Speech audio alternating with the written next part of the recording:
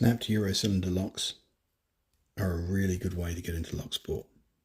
For the price of one shiny padlock, you can get 10 or 12 of these locks, which will give you a lot more variety.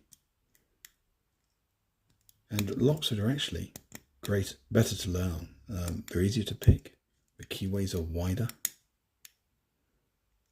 the pins are actually larger, so they're easier to find. And if you wanted to take the lock apart and progressively pin it so that you can tackle more challenging locks, it's easier to do that too.